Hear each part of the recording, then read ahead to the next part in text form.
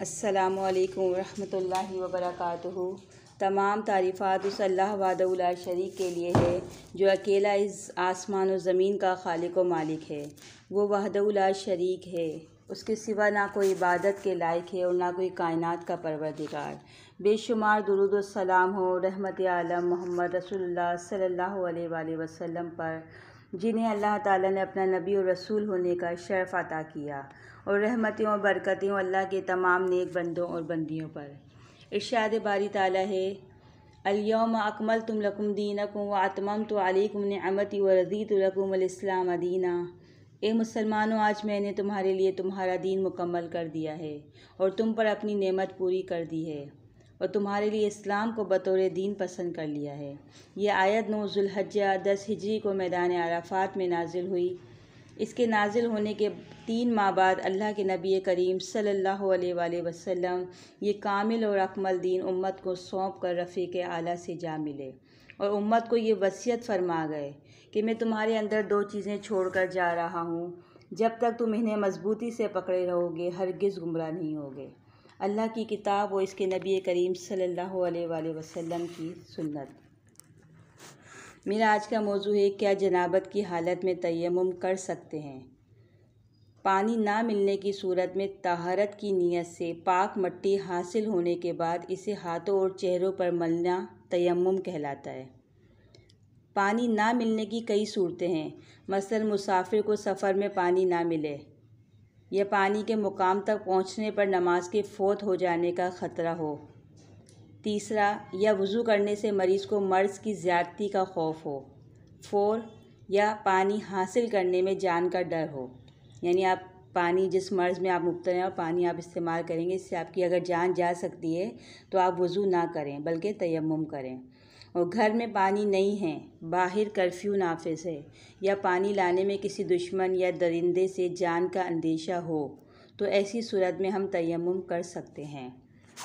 पाक मट्टी मुसलमान का वज़ू है, अगरचे 10 बरस तक पानी ना मिले। जब तक आप 10 साल तक आपको इजाज़त है कि आप तयम्मुम कर सकते हैं। सैयदना इमरान रज़ी अल्लाह ताला अन्हु रिवायत करते हैं कि हम रसूलुल्लाह सल्लल्लाहु अलैहि वसल्लम के साथ सफ़र में थे।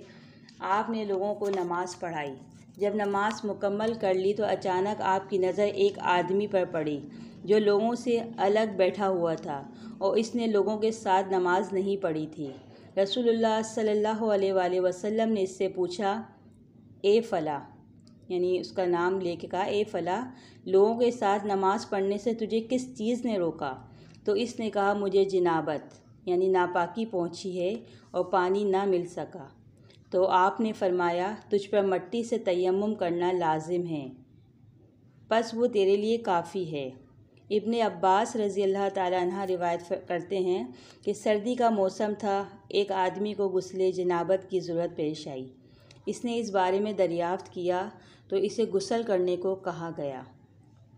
सर्दी का मौसम था और गुस्ले जनाबत की ज़रूरत पेश आई, तो उसने किसी से पूछा तो उसने कहा कि आप गुस्ल कर लें। तो इसने गुस्ल किया उस शख्स ने, तो इसके गुस्ल करने की वजह से उसको मौत वाक़या हो गई।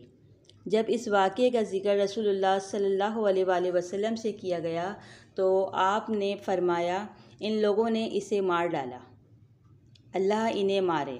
यानी किन लोगों के बारे में आप सब ने कहा? उन लोगों के बारे में जिन्होंने उस शख्स को ये बात मशवरा दिया था कि आप गुस्ल कर लें। यानी आप देखें इस जगह पर कि दीन में कहीं भी सख्ती नहीं है। बेशक अल्लाह ताला ने मट्टी को पाक करने वाला बनाया है और वो तयम्मुम कर लेता। अब्दुल्ला बिन उमर रज़ी अल्लाह ताला अन्हा ने फरमाया, अगर ज़ख़म पर पट्टी बंधी हुई हो तो वज़ू करते वक्त पट्टी पर मसा कर ले और इर्द गिर्द की जो जगह है उसको धो ले। मालूम हुआ कि अगर किसी कमज़ोर या बीमार आदमी को एहतिलाम हो जाए और गुस्ल करना इसके लिए हलाकत या बीमारी का मौजिब बने तो इसे तयम्मुम करके नमाज़ पढ़ लेनी चाहिए। ये भी साबित हुआ कि ज़ख्मों और फोड़ों वग़ैरह की पट्टी पर मसा कर लेना दुरुस्त है। अस्सलामु अलैकुम व रहमतुल्लाहि व बरकातुहू।